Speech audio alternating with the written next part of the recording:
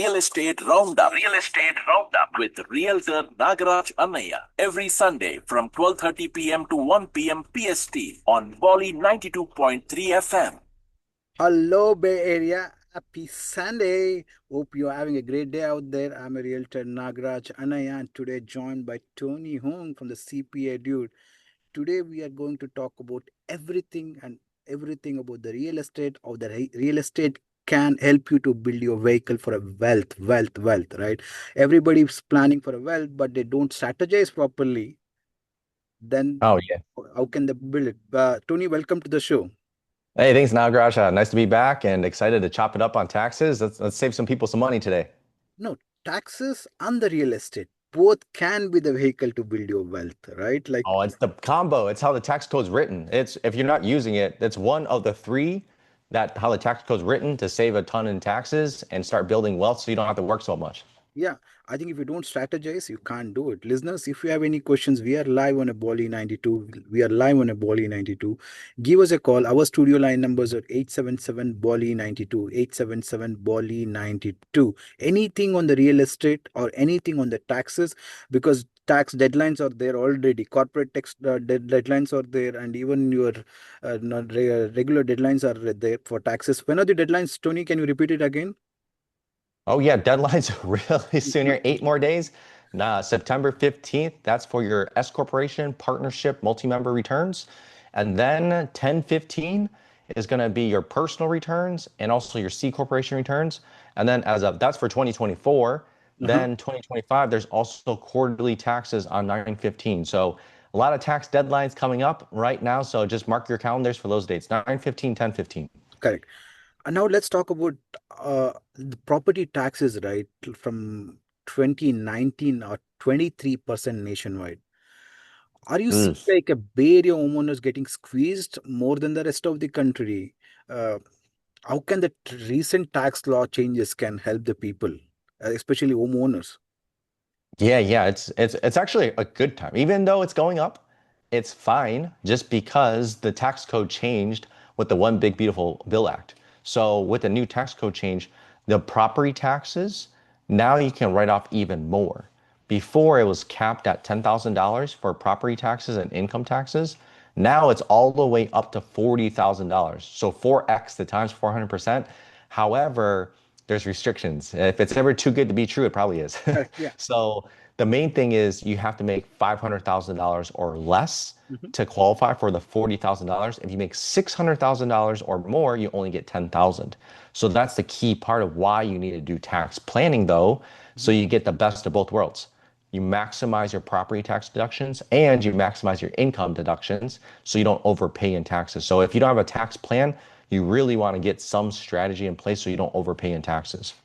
I think, see, for example, I just came out of one meeting with one of my client. They make a 250K, okay, and their purchase price is around 1.5 million. So previously, before the salt cap, only up to 10,000 taxes they can write off, but now they can do up to 15,000, assuming they're buying for 1.5 million and their income is 250K, correct? So they can save another 5,000 more. Yeah, you can save. Yeah, you can save way more depending on how much more you're losing out. Yeah, because if you have a, let's just pretend that the biggest old world, new world, $30,000 extra, at 37%, right? You're almost at 10 grand. So you can be more than five. It can be all the way up to 10. So five figures here. And I think they can almost basically save on to their taxes or property taxes, whatever they're free. They're going to be, it's kind of a free, right? Like because they're getting back the property taxes. That's how I explain to when I speak to my clients. Pretty much. Pretty much, right? Like because with the new law, Mhm. don't even count your property taxes towards your payment because you're pretty much Yeah. getting back. Yeah. Yeah. Because if you can deduct that on your side, you're going to save 37% on it if you're at the highest income tax bracket. So, yeah, it depends on the person's situation, but it's a good way to put it. So it's like, yes, it's more in property taxes, but if you know how to use the tax code, then you can still get anywhere from a 22 to 37% deduction for the extra. Correct. And let's be creative here more. I think listeners, if you have any questions, would like to share more about it, and you are one of the persons who are interested to buy a house and you would like to see how to understand the tax purpose, how it can help you out, you can give us a call. Our studio line numbers 877 Bolly 92, 877 Bolly 92. So let's talk about, they have already a current house, Sir Tony. Like, if can they use their existing home as a 50% for a short-term rental loopholes? Yeah, yeah. Yeah, you don't have to buy a new home, but you can just use what you have already. And like you said, house hacking. So Mhm, pretty much rent out, say you got 4 rooms, maybe rent out two on Airbnb, mhm. use that as the short-term rental loophole, and then you can, if you go through all the hurdles and all the holes, you'll be able to qualify for massive tax savings. So you can use your existing home, or this could be a good excuse to upgrade homes, right? Yeah, So you're going to have your existing home, turn the whole thing into short-term rental loophole, deduct, save, even on like say $1 million house, you're probably going to save, $300,000 mhm. on extra bonus depreciation. And then now that the tax law is 100%, that could save you almost $100,000 in taxes. Then you can use that $100,000 to use as a down payment for your next big, beautiful home, your dream home. So you can recycle it or just take the $100,000, maybe invest it or take a nice trip. Correct. And I think there's two things I want to bring in a point now. Okay. Right now, Yeah. a lot of homeowners or sellers having a hard time to sell their condos. Okay. This is a Mm. question from one of my client. They're trying to sell a house in condo in Foster City. Okay. And they bought this house for 1.4 and they're trying to list it for 1.55 million, but there are no takers in this case. So since just they have 3 months left over, is it better for them to sell it for a 200K or 300K loss? Or can they convert it into a short-term rental loophole, use it as a short-term rental for next 3 months and get a more tax write-off? Which one is a better way to go about it? Yeah, so if it always depends on the person, but I'm gonna give you like if I could have my cake and then eat it, Mhm, this is my answer. My answer would be take the benefit this year, take the short-term rental loophole this year, mhm, save the taxes. So say you save, $100,000 on taxes, so you're $100,000 richer. Then you can sell in January or February, which is fine, but mhm. then those taxes won't be recaptured until 2027 of April. So then you have almost an extra year to have an extra $100,000, and then you can make up more time to pay it back. So time value of money principles, right? You always take the money today, not the money tomorrow. So this is hacking your finances. So the big part is like, hey, and only depreciation recapture is only 25%. If you're a higher bracket, you're going to arbitrage the difference. So the robot perfect world answer, short-term rental today, then next year, sell it. But you're saying after 2 years they need to pay back because they're Yeah. selling it. If they do a Mhm. 1031 exchange, will they do it? Ah, you student of the craft. We've been teaching you well, my friend. So yeah, no, that's perfect. So if you sell it, that's great. Get the money out. But yeah, 1031 exchange is huge. And what that is for the listeners that don't know, it's how the rich don't pay taxes. It's how generational wealth is built. Essentially, you sell a property and you trade it in like a car, right? You trade it in for a bigger, better car, so a bigger, better house. The government doesn't tax you at all on it, and then you keep it. So now you've eliminated capital gains taxes. This is how the rich get richer. They don't pay taxes because they're using a tax law that's written. That's what we do at our firm is uncover all these tax strategies for our clients to tell them, hey, how can you save money on taxes? So then that's step two. Now you go to the ultimate level is you keep that property forever.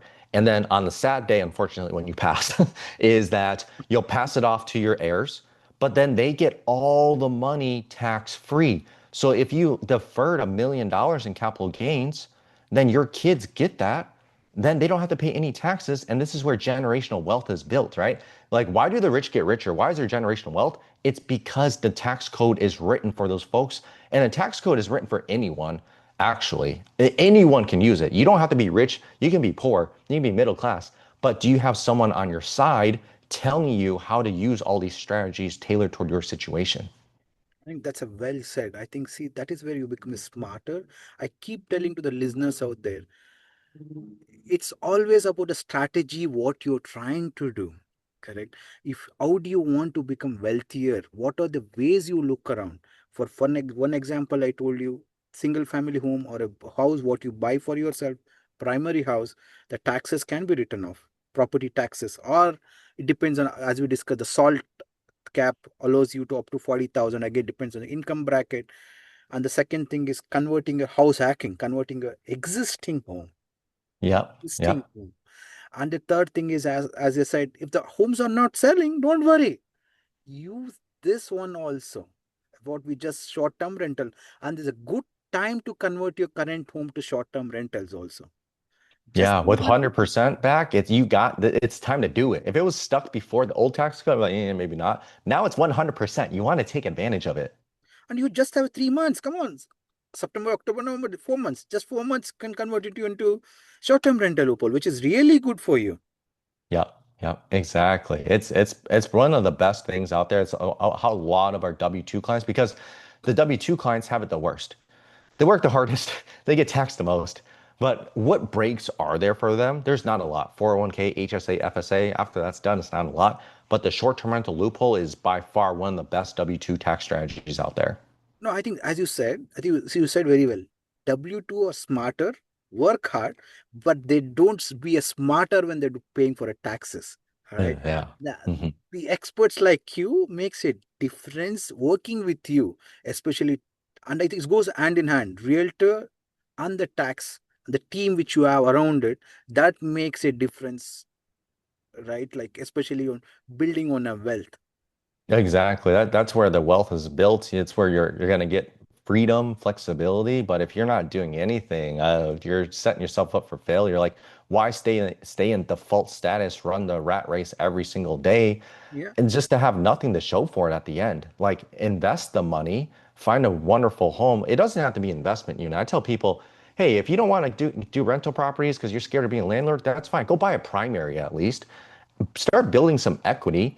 At least you get the interest as a write-off, the property taxes as a write-off. All the improvements that you make one day will help you anyways. It's a great wealth building part. And if you want to sell it, if you live in it for 2 years and own it for 2 years, you could pay up to, if you're single, quarter million tax free. Married, $500,000 tax free. Do that a couple times over a 4 year span. There's some wealth built right there, right? What if you got $500,000 all tax free? It's going to change your life. And I think when you're telling me like so many things keeps going on my mind. Okay, couple of, because I think this question applies to you also. I was just talking to one of this client, what 2 days back. They had called me on the show, radio show also. You also might give me a better answer. Let me see what is your better answer for that. They were trying to compare S&P 500 and real estate investment. Mhm. S&P 500, if you had seen every month, is a 10% guarantee return. That's what they have noticed in. Okay. But the real estate, how it makes a real estate. I told there is no study, but if you plan it properly, real estate always has a better returns compared to S&P 500. What do you say about it? And before your answer, let me give out our numbers to the listeners. Listeners, myself, Realtor Nagaraj Annaiah, and I'm talking to Tony Hung from the CPA Dude. You have any questions on the real estate or the tax planning? Do give us a call. Our studio line numbers are 877 Bolly 92, 877 Bolly 92. What's your answer for that, Tony? Oh yeah, it's always it depends answer. Yeah, good old tax, but there's big parts. It's a fair comparison. S&P 500, it's safe and stable, but however, it can drop and die. Say if someone in the government, not going to name names, says something stupid, the market's going to die 20%, right? But hey, will your real estate die 20% just because someone said something? I don't think so. So what I say is have a mixed bag. Have a little bit in the S&P, have a little bit in your real estate. But the biggest thing is just like, hey, invest the money, and then when you're ready, pull it out and put it in real estate. Real estate, especially with how AI is going to be changing things up, is it's safe, right? You, no matter what, always need a roof. People will need places to live. So yes, you have comparisons. What I like to do an apples to oranges comparison. Apple's S&P 500, I like to say 8%. I don't say I like 10%, 8% over the whole lifetime versus what's your cash on cash return of the house. Say the cash on cash return is 6%. That's only 2% delta, but you get two things. Number one is you get appreciation. That's not taxed, right?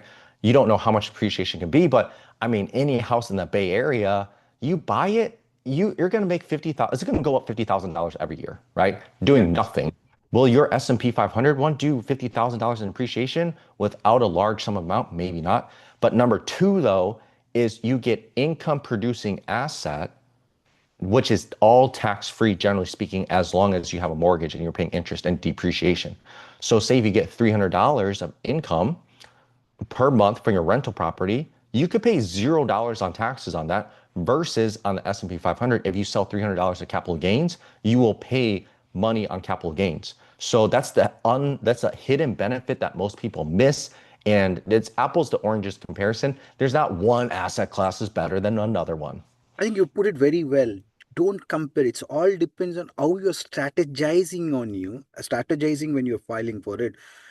I think all this loopholes you need to convert, and you need to weigh out your right property you need to be doing in. If you're doing all that, maybe a real estate is a better investment, because Mhm. S&P 500, unless you're a Nancy Pelosi or like Nancy Pelosi connections, you can always double up the money, because you need to know right things to do there, right? Like you need to know when is the right time to invest, and again you need to hope for the 10% always guaranteed returns. But the real estate is not like that. Is, you know, that there's a salt is there, and after the salt there's a short-term rental loopholes are there. If you, and again a depreciation, short term with a depreciation makes a lot of factors in, and again do a 1031 on it, then see the wealth keeps going on. Yep, exactly. And then the other part too is that you can also take the money out of your real estate, refinance back out, or just do a home equity line of credit or portfolio loan. You can take that money and then invest it more and then use more depreciation to write it off. Versus stocks, you can take money out. However, it's limited on the usage of what you can do to write it off too. You have to have passive positive income to offset investment interest. Unlike if I pull money out of my home to go buy more real estate, I can deduct that because it's all real estate related. So there's even more deeper levels to this that the taxpayers can use. The hardest part is they just don't teach you in this school because they don't want you to know this. Otherwise, they're not going to let you, they're going to get the tax dollars, right? No, that's why I keep telling, like yesterday also, one of the home buyer, he called me up, Nagaraj, should I involve my son also to buying a house, like because he's 21, 22, he's already working. I'm worried not to involve him in the mortgage stuff. I told, dude, you're missing out. You involve your son also to be part of the mortgage so that he can also understand the real estate things, because learning at the younger age always will help you to know the complete real estate and the tax stuffs, and so that he can build on to the knowledge, because the knowledge will help you to gain more always. Yeah, exactly. Exactly. I was 16 when my dad started dragging me to fix all his rental properties. So it's got a bit, it's a lot of learning lessons. And then the other thing you bring up too is if you own real estate, you can use your kids in real estate to write off, reduce your taxes, and then you can set up your kid with say a Roth IRA, traditional IRA, so you can pay your kids as a tax strategy. So because if they're going to go out and go, let's just say they just go mow the lawn, right? You got to pay someone else to mow the lawn. Why not just pay your kid to go do it and then teach them a life lesson at the same time, but be tax efficient with it too?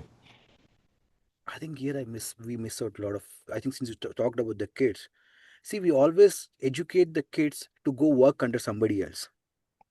We don't educate them to do something for themselves, right? Start up the companies or start up the real estate, something like this, do a real estate investment. My daughter is 10 years, but I don't know how much she learns or not, but I keep telling her these are the ways to do it, so that way you can slowly inject all that stuff, right? Yeah, yeah, That shows the exactly. smartness when you want to build a wealth. Wealth is not built by one person, unless Steve Jobs or somebody else.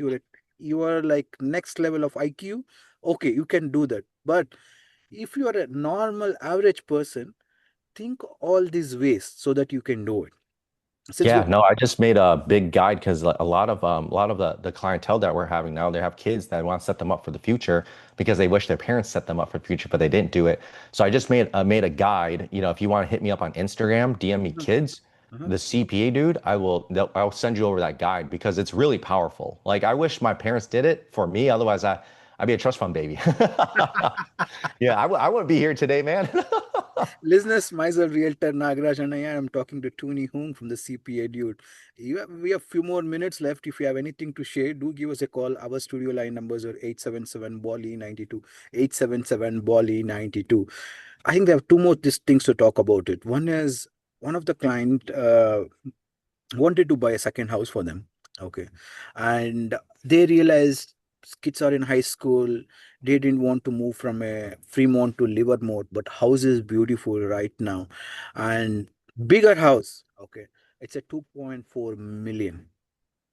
2.4 million. How using the short-term rental loopholes? Because the prices are all-time low in Livermore right now. Okay. One is on W2, one is not on W2. How can they benefit if they buy 2.4 million property if they're Oh not yeah, staying if they're not staying in there? oh yes, not staying. Oh yeah, perfect. Yeah. So it's yeah, like earlier on that lesson where they're selling the home, but say if you just have this parked and you don't want to move yet, Mhm. use that as a short-term rental loophole in the beginning. So this is the cool part, because it's a new home. I know you're gonna want nice furniture, nice One, dining no, one table. more cool part you missed out. Yeah. Wife Uh-huh. is not working, which is very good for me. Oh, even better. Yeah. Uh-huh. Yeah, that. Oh, this now we're unlocked. Oh boy. Oh, we're rainbows. Let's go. Oh, this is the unicorn. This is the best part of the tax code, real estate professional status. So if the spouse is not working, the other person is working, if you can qualify for the real estate professional status, reps is what we call it, you can take losses from the real estate and offset the W-2 income, the business income. So on say you have a $2.4 million home, you can probably easily get up to $400,000 to offset the other person's income. So if that person's making $500,000, your taxable income is only going to be $100,000 and you're going to get a fat refund. So when you have the spouse that's taking care of the kids, managing a real estate portfolio, or even just starting up a side hustle, but we can make real estate the full-time thing over 50% of their time. Oh man, rep status, that's the unicorn of the tax code, man. You very well said. Do you Yeah. want husband and wife to make 500K, or you just want husband to make a 500K, other one not working? Which one Yeah. you go for it? Yeah, exactly, man. Which That's one you just go like for it, Tony? uh-huh. Yeah, yeah. We can all ask the spouses what they prefer. Yeah. But looking at this, I think real estate representative makes so much difference here because they can almost save. And when they do it, you need to do a property depreciation, right? Do you Mhm. guys do a in-house, or how is that works out? Yeah, yeah. So the depreciation, we calculate straight line in-house as part of our tax planning services, but then also the one next level is cost segregation Correct. study. So we actually do that in-house with a white label partner. And then we have the best rates right now. Like, because everyone else, they have to make their middleman spread. For us, if you're a tax planning client of it, we don't charge that middleman spread to you. So it's a high quality study with audit protection that you're able to get. You can't even get in the market, like, because we don't care to mark it up. Like other people, they mark it up. So it's a great study done in house, and it'll like pretty much light your depreciation on fire, so you Mhm. can take all that against your taxable income. And before even charging for a cost segregation, you do give the numbers out, right? So that if they're ready itself, then they go and do the cost segregation stuff. Oh yeah, yeah. The quotes are free. Yeah, the quotes are free. You can see how much depreciation you're gonna get. So they want to go buy this house with you in our garage, and you're like, hey, how much can I save on taxes? Give us the address. We'll run the estimate of benefit. Show you, hey, this house has $384,000 of extra depreciation that you can get Mhm. on 37% rate. That's gonna save you 90,000. Then they can see that all for free. Yeah, listeners, we are running out of time, but if you have any questions, because we discussed a lot, it's a lot of knowledge on it. All these recordings will be uploaded on my YouTube channel, Nagaraj Annaiah, will be uploaded by end of this day today. You can watch it there, and if you have still follow-up questions, want to reach to Tony Home, how's the best way to reach out to you, Tony? Yeah, fastest way is going to be Instagram, the CPA dude. And then our website is thecpadude.com. And then if you want to book a call and, this is going to see if we can even help you, go.thecpadude.com, go.thecpadude.com and book a call with one of our tax strategists. Mhm. We'll analyze and kind of give you a diagnostic to see, hey, is there an opportunity for you? So everywhere there is going to be great in terms of reaching us. And then if you want to call us, it's 254 CPA dude. The call number is 254 CPA dude, or you can shoot a text too. No, I think I'll give you one last question for you. Mhm. Do you want to go with a CPA who charges you $1,000 and tell you to pay 100K taxes, or you go with a 5,000 or 7,000 the CPA, and will save you 100K? Which one do you go for? If you got some financial sense, it's the latter. I do understand. We get a lot of clients who are like, oh my gosh, it's 7,000. I'm like, yes, but we're doing planning. Your other CP did only filing. Filing, I joke and say it's reporting damage. We are preventing damage. So, it's kind of like insurance, right? They're going to crash the car if they're not doing tax planning for you. If you have real estate, a business, you're not planned up properly. All people are professionals. I'm just saying, if you don't have a plan, you're going to fail. Okay. Listeners, if you want to reach out to me, since we are running out of time, you reach out to me. You want to build your wealth, then reach out to me. The best way is go to nagarajhomes.com, click on a WhatsApp icon. Any questions on the real estate? You're stuck, you want to way forward, do reach out to me. My best way to contact is go to nagarajhomes.com, click on a WhatsApp icon. Thank you so much and have a wonderful day. Thank you.